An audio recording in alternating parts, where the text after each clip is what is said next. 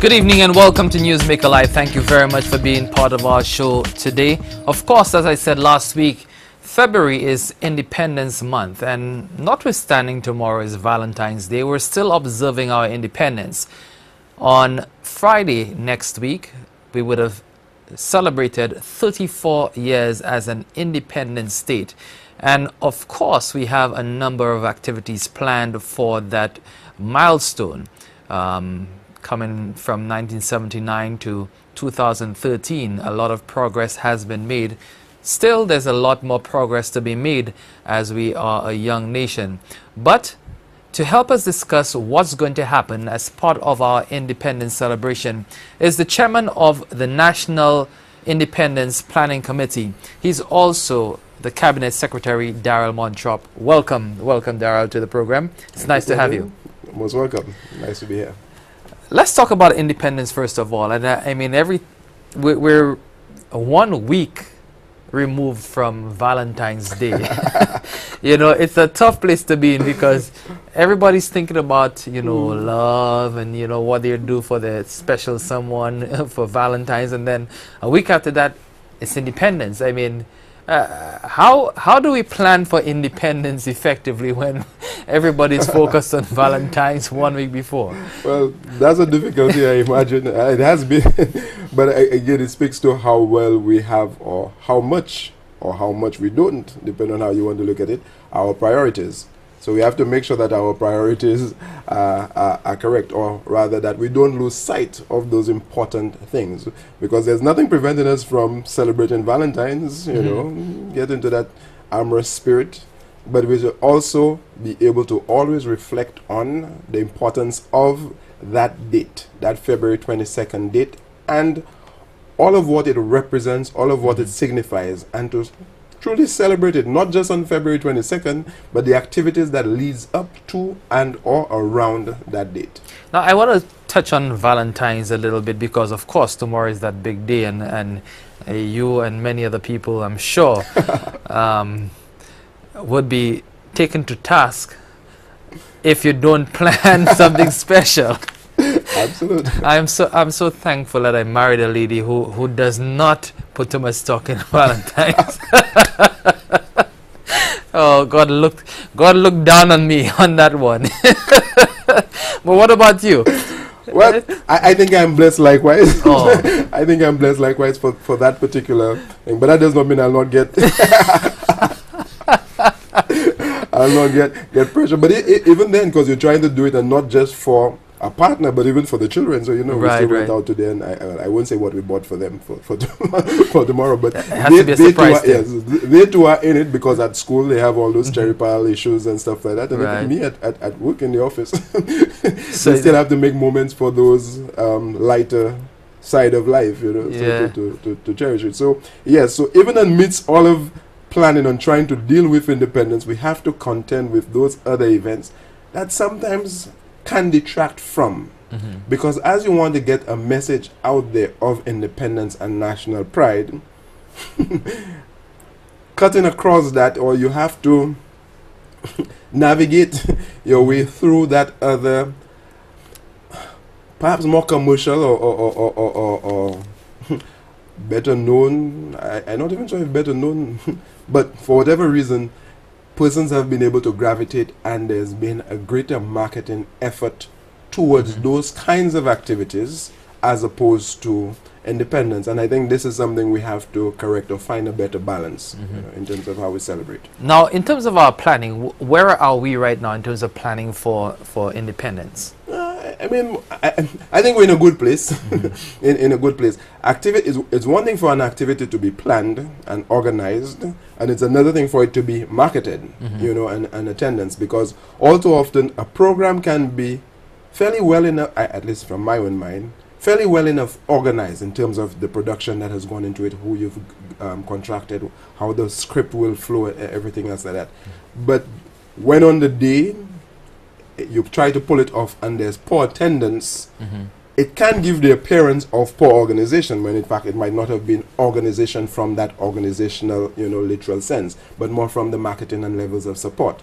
So part of planning is also involving some marketing and promoting and ensuring that people come and participate. So from the organizing of the activities to be able to stage the activity, I think we are okay in that end. What we want to make sure happens is that people participate in those activities and not just see it as, oh, well, you know, this is for them, or and I say for them, separating themselves, you know, the us and them. This is an activity for those people or for those young people or for that group, as opposed to an activity for themselves. So by way of, I mean, we stated that, and so to say, what are some of those activities that we have organized and for what dates and for which we would want persons involved.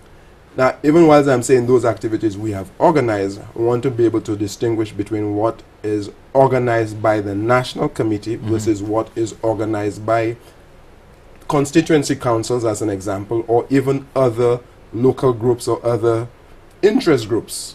As an example, the Bikers Association have organized their activity for. So it wasn't something that we at the national committee planned and, you know, gone through all the logistics of, but we receive, you know, the ideas and the plans from those groups and have endorsed those activities because, again, we recognize their own significance in celebrating, because you want everyone to feel a part of independence celebrations. But at the community level, they too have organized several activities. All the constituencies, and I mean, Grosley Constituency Council have theirs, Choiseul, Lahabrie, Vieux-Fort. So all of the constituencies for this year, and in fact, this is one of the conscious decisions we took as the national committee, to start saying to people that independence is not about a committee planning some activities, a group in, I don't want to say Castries, but yeah, the seat of government or thing, they're just planning everything for you. Because invariably, as has happened in the past, is that some of the activities are organized and or hosted in Castries, and for obvious logistical reasons. I mean, it's not done as any slight to another community outside of Castries, but because they are not a part of, they sometimes feel these independence things are a little more remote and removed, as if they're not involved. And so we decided to take a conscious decision of that, and certainly opportunity presented, because for this year, at least right now, you have constituency councils in place. And so they have a mandate to uplift their own jurisdictions, their own communities.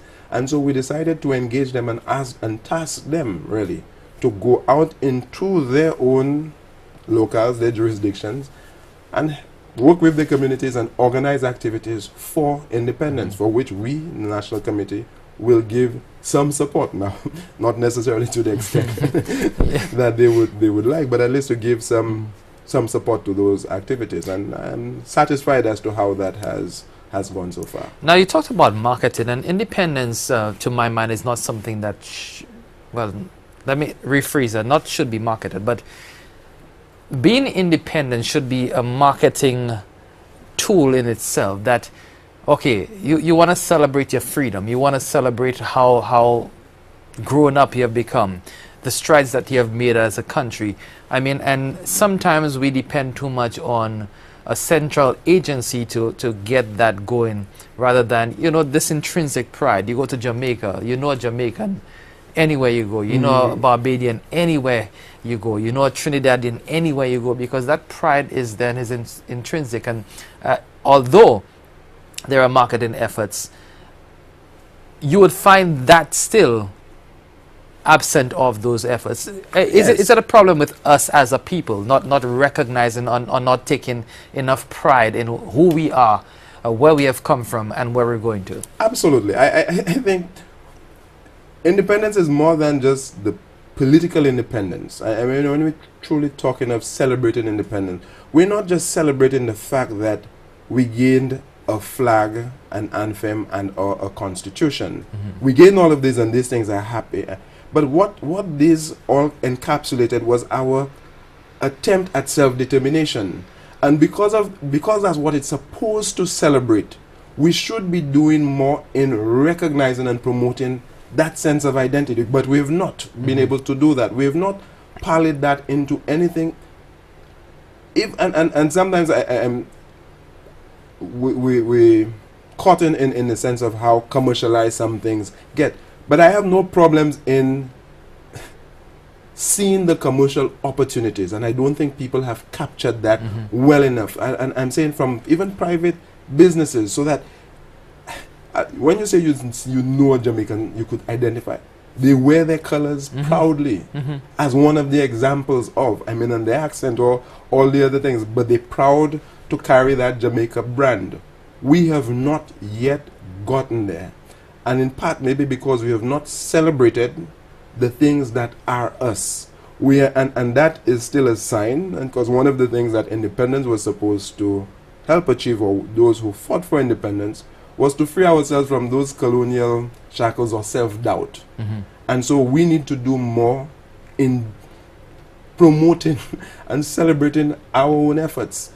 How well we recognize the contributions of each other, all those persons who have laid the path. I mean,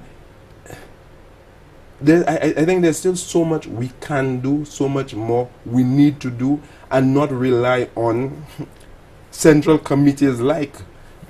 And that's not to negate the role of committees like us, because part of what we're doing is to say, now you go out there and help promote that, spread that message, because there's a lot of education that needs to be done. People need to be edified and understand what is, because there's a certain consciousness, there's a certain mindset that we have to shape or shift, you know. And that I'm hoping I know we have started. I mean, we're not there yet, but I'm certain we're going to be getting there. And though Jamaica's turned 50, Jamaica turned 50, and we're only 34, so we're still significantly younger than Jamaica in that sense. But that still should not have meant that we need to be so far back in terms of the celebration of that achievement, you know, that beaming pride as a young nation. I don't think we should be so far back. I was making a point on the press club the last time that, you know, we have Derek Walcott, the Honorable Derek Walcott, we have Sir Arthur Lewis, and per capita we have the most Nobel laureates in the world. Absolutely. In the world, and we have not capitalized on that. We have not marketed that to the extent that, you know, we celebrate these people. You know, we do it for Nobel Laureate Week, which is 1 week in the year, 1 out of 52 weeks. And this is an achievement that no other nation in the world can boast, right? Talking about Jamaica is 50 and we're 34. Bob Marley has been a staple on the international or global, you know,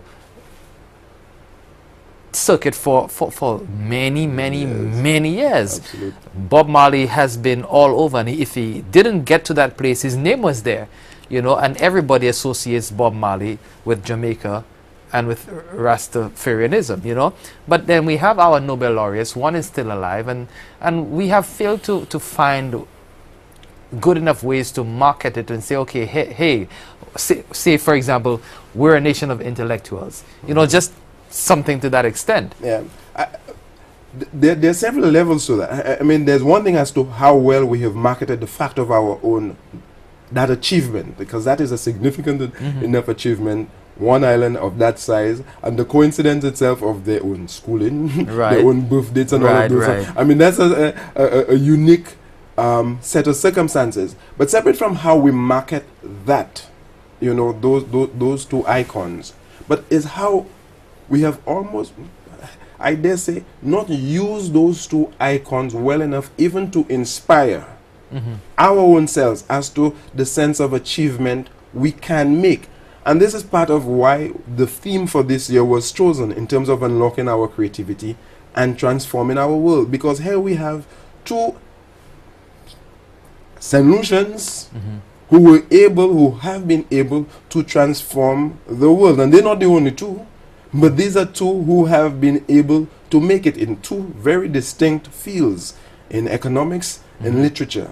They were able to, notwithstanding the size, the local and everything else, all the particular constraints that many of us still suffer from, but they were able to make a mark on the world.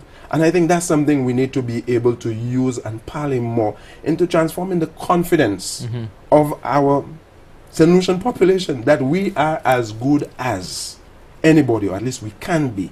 We can be creative, and it's not, I mean, Walcott is in the creative arts stream, but Lewis was not in, Lewis was creative likewise in terms of, if you read some of his writings and stuff, but creativity is not just for the cultural and performing arts, as persons have think. We want to be creative in all of our spheres, because we can transform. We could use, adopt, and adapt to those different things and make that transformation, make that change. And that world is any world.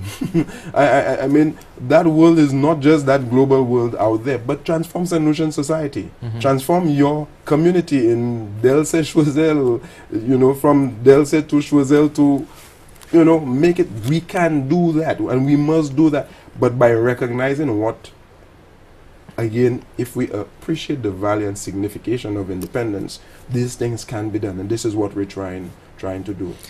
You're watching Newsmaker Live. I'm here with Darrel Montrope, Chairman of the National Independence Planning Committee. He's also the Cabinet Secretary for the Government of St. Lucia. We'll take a break. When we come back, we'll continue our discussion and we'll share some of the plans for Independence 2013 with you just after this break.